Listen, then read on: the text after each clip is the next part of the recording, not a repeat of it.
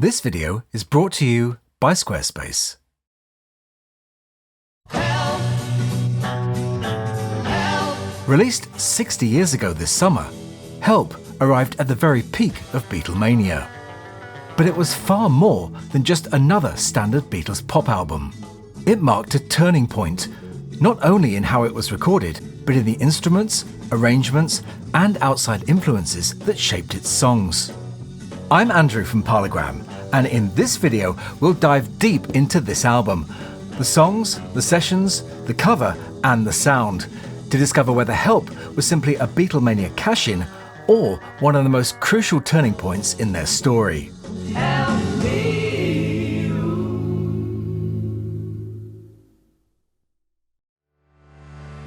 By early 1965, the Beatles had achieved everything they'd set out to do, and more. They were the biggest band in Britain, had conquered America, and were now world figures whose every move was followed. But with success came pressure. Filming for Help began in February, first in the Bahamas and then in Austria, followed by an intense shooting schedule in London. As a result, recording sessions for the album took 5 months to complete, making it their longest to date. This was a period of real change in their writing. For John in particular, feeling trapped by fame and under pressure, he produced some of his most personal songs to date. Paul, meanwhile, delivered the beautifully simple Yesterday, a song that would not only eclipse everything around it, but go on to become the most covered song of all time. George too was finding his voice, with Help marking his first real steps as a songwriter through I Need You and You Like Me Too Much. As for EMI, their attitude towards the album was straightforward. If it isn't broken, don't fix it. And so, like A Hard Day's Night the year before, Help featured one side of songs from the film and another filled with an eclectic mix of newly recorded tracks. Of course, Help, as we know it in the UK, was never issued in that form in America. Capitol released it as a true soundtrack album, featuring 7 songs from the film mixed in with Ken Thorne's instrumental score.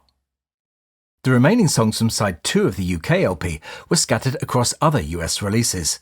You Like Me Too Much, Tell Me What You See and Dizzy Miss Lizzy had already been heard by US fans 2 months earlier in June on Beatles 6. I've Just Seen Her Face and It's Only Love were held back for Capitol's version of Rubber Soul, and Yesterday and Act Naturally eventually turned up on Yesterday and Today in June 1966. The Help sessions began in Abbey Road Studio 2 on Monday the 15th of February 1965, the very day John was photographed celebrating his newly passed driving test in George Martin's Triumph Herald convertible.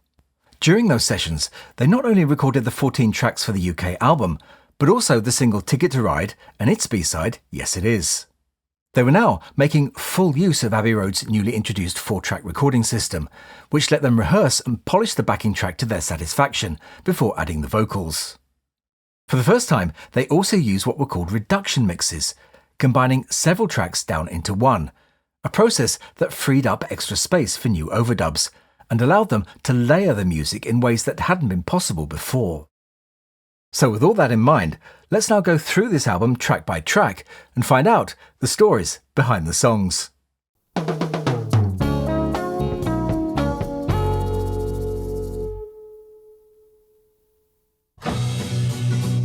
Written to order in little more than 24 hours by John, Help was a genuine plea. It was me genuinely crying out for help, described John later, and it was one of the few songs from this period he later admitted to being genuinely proud of. Recorded at Abbey Road on April the 13th, 1965, it became a #1 single in both the UK and the US and remains one of the most enduring hits. You can hear the full details and fascinating backstory of how this track was recorded and why it was done twice in another video on this channel, a link to which is in the description. With a flight to the Bahamas booked for the 22nd of February, the Beatles spent 6 intensive days in Studio 2 at Abbey Road between the 15th and 20th, recording 11 songs as candidates for the Help soundtrack. 6 were chosen for the film, 2 ended up on the non-soundtrack side of the LP, and 2 remained unreleased at the time. The third session of that block on February the 17th was devoted entirely to Paul's new song The Night Before, which he'd written alone at Jane Asher's family home in Wimpole Street in London.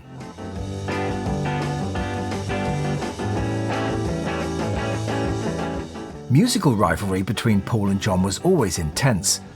As Paul grew increasingly confident at the piano, John was determined to prove that he could hold his own on the instrument too. He first tried his hand at it in the studio on Things We Said Today in June 1964, although his part was removed from the final mix. By Help, however, he'd improved his skill and confidence, and The Night Before is a prime example. The Night Before is a great example of the Beatles exploring new textures, with John's electric piano giving the track a sound unlike anything they'd recorded before. The rhythm track was completed in just 2 takes, after which overdubs were added. Paul's lead vocal, with George and John on backing, then a double-track lead from Paul, Ringo on maracas, and a guitar solo. The song's guitar solo is unusual, performed by both Paul and George 1 octave higher than the other. Paul played his Epiphone Casino, while George played his brand new Fender Stratocaster. The Night Before is, in my view, one of the Beatles' most underrated songs of this period, and I've never felt the album version does it justice. They only played the song live once, which for me was the definitive performance. That was on the 26th of May 1965, when the group recorded it for their final BBC radio show, The Beatles Invite You to Take a Ticket to Ride. That version, brimming with energy, is far superior to the studio cut. It's never been officially released, not even on the BBC compilations, but I've linked to it on YouTube in the description. Take a listen and see if you agree. With its simple but beautiful chord structure and arrangement, this song is one of the album's highlights. John openly admitted he was influenced by Dylan's writing style on this, but it also signifies one of his first openly introspective lyrics. Recorded during the early February sessions, the rhythm track featured John on his famous Hootenanny 12-string guitar, Ringo playing snare with brushes, Paul on bass, and George on 6-string acoustic. The first complete take was take 5, which can be heard on Anthology 2. Although that recording was fine, they felt it could be improved upon and worked on it until take 9, which was deemed best, onto which studio musician Johnny Scott overdubbed his flute solo.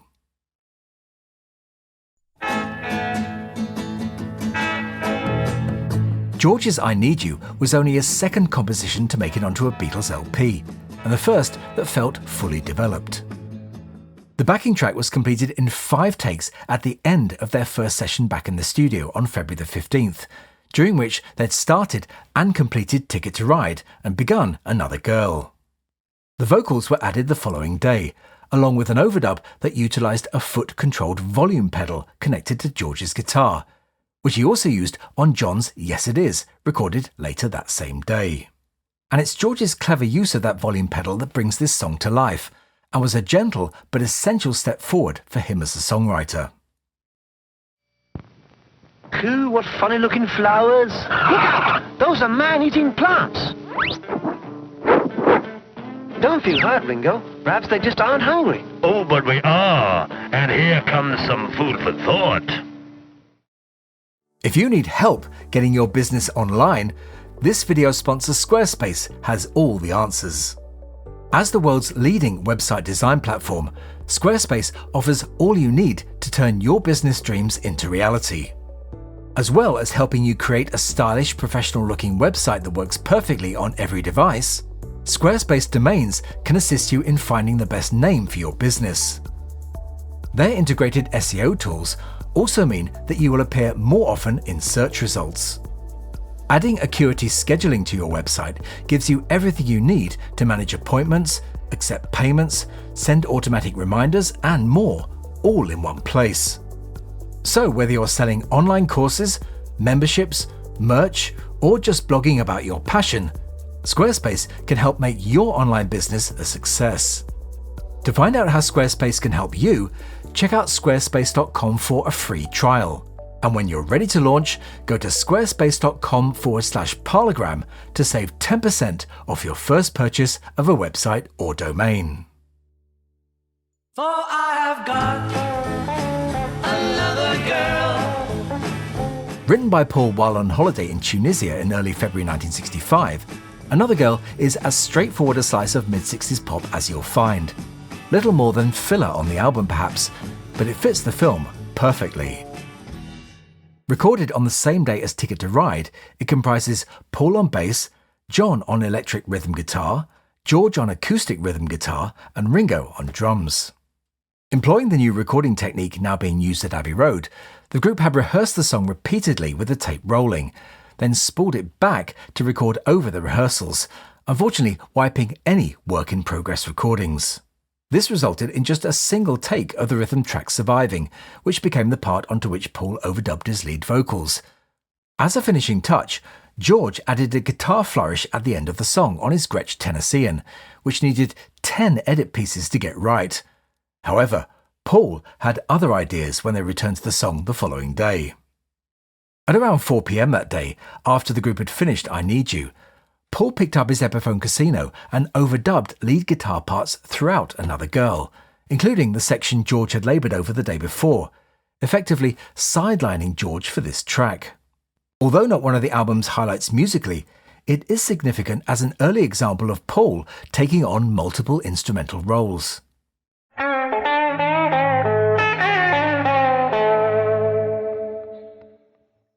Okay, here we go. 5. You're going to lose that girl. 1, 2, 3. You're gonna lose that girl. You're gonna lose that girl. Mainly written by John, You're Gonna Lose That Girl was recorded at their 5th consecutive session in Studio 2 on February the 19th, and took just 3 hours to complete, committing just 2 takes to tape. The Beatles played all their usual instruments, both John and George on rhythm guitar, but playing different patterns. Paul on bass and Ringo on drums. John sang lead vocals, and Paul and George did responding harmonies. John then double-tracked his lead vocal as an overdub, and George added his guitar solo, which took a while to perfect. To complete the picture, Paul added a piano part, and Ringo played the bongos. The great sequence of this song in the film gives us perhaps the best glimpse of how it was originally recorded at Abbey Road. Ticket to Ride, which John later described as the first heavy metal record, closed side 1. This is also the song we covered in depth a short time ago, so I won't go into it here, but suggest you follow the link in the description to our video about it. Although it became one of his signature songs, Act Naturally was not the first choice for a Ringo song on this album. On February the 18th, the Beatles recorded the song John and Paul had originally written for Ringo to sing on this album.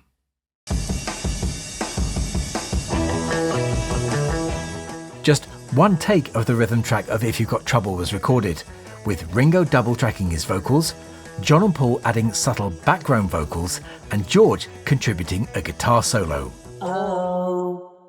However, the group soon had second thoughts about the quality of the track and decided not to include the song on the album at all. Since they didn't have time to write another song with Ringo in mind, John and Paul asked him what he wanted to sing, to which he suggested Act Naturally. Act Naturally was first recorded by Buck Owens in 1963.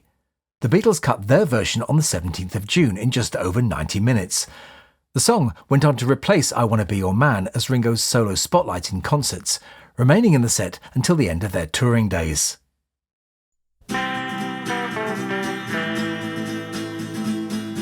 Throughout his life, John never had a good word to say about this song, calling it abysmal and the one song I really hate of mine.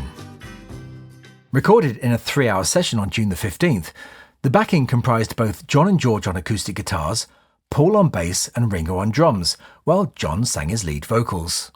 Takes 1 and 2 were complete versions, but weren't deemed good enough, although Take 2, which can be heard on Anthology 2, would have been good enough for anyone else. Take 6 was chosen as best, onto which George added his characteristic lead guitar phrases, which were played through a rotating Leslie speaker cabinet, which would later feature so heavily on Revolver and Sgt. Pepper's. John also played a chopping staccato rhythm on his Black Rickenbacker 325 during the verses. Finally, John double-tracked his vocals during the choruses. Regarded even then as little more than filler, they gave it the working title of That's a Nice Hat, and although it's a nice sounding song, John sounds incredibly bored singing it. I get high when I see you go by. My oh my.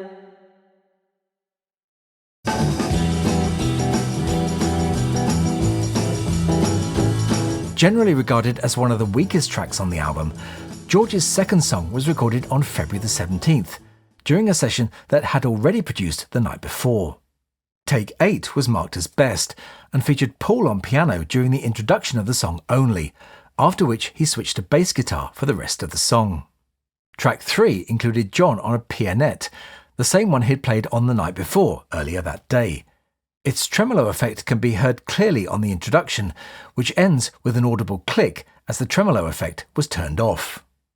A monomix was made the following day, along with the songs which did end up in the film, meaning that it could have been a contender for the film at that stage, but in the end its place was taken by I Need You. Richard Lester was one of the few people who weren't afraid to tell the Beatles what he truly thought, and he straightforwardly told them that this song was not good enough to be in the film.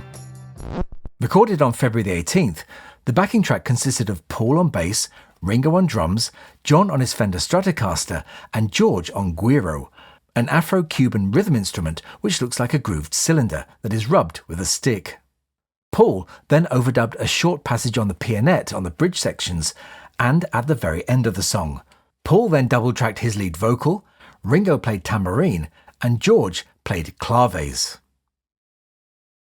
Best known to Americans as the opening track to Rubber Soul, I've Just Seen a Face was recorded in one of the later sessions for the album on June the 14th.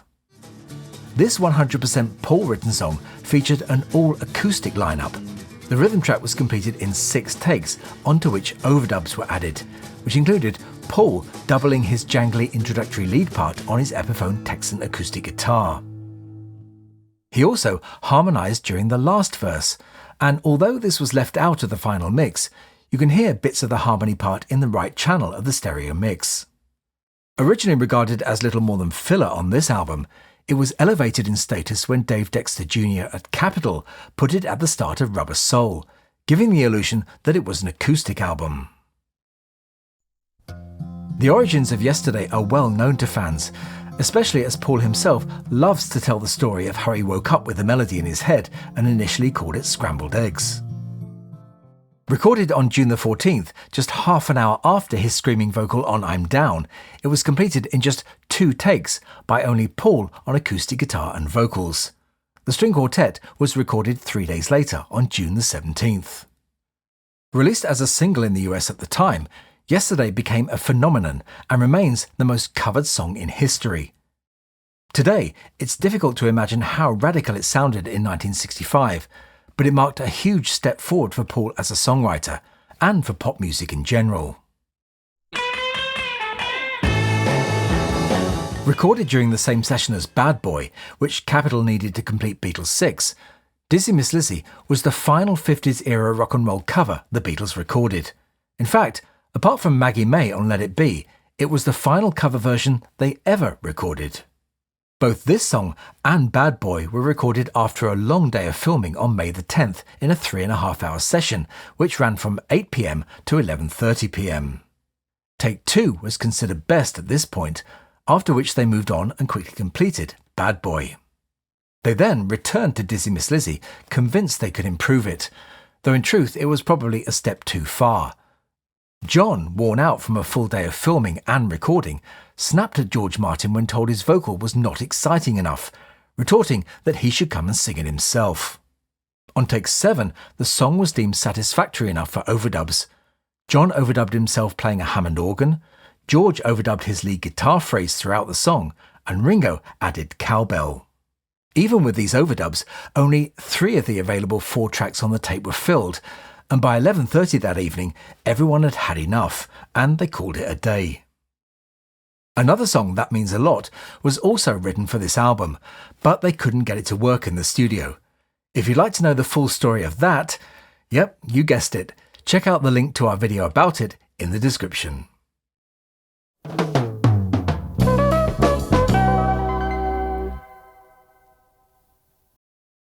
Shot by Robert Freeman on the backlot at Twickenham, The sleeve of Help is one of the most recognisable of all the Beatles albums. Freeman's original idea was to have the Beatles spell out the word help in semaphore, but the resulting poses looked awkward, so Freeman rearranged them into positions that simply look better in the frame. As a result, the signals on the front of the cover don't actually spell help at all, they spell Nudgev. Capitol went even further and for some reason rearranged Ringo, John and Paul. Capitol's version of the album was very different to that of the UK edition.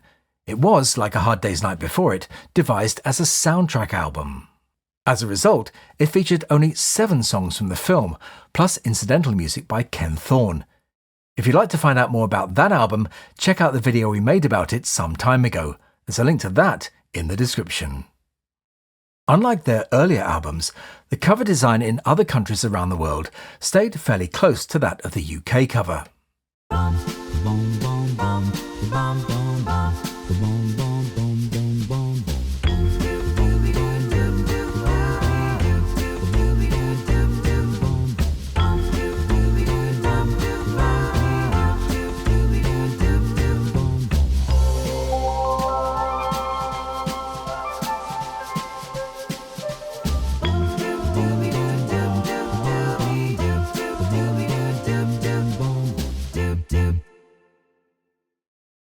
However, my award for the best cover goes to the Italian issue, which has some cool graphics and a unique gatefold design.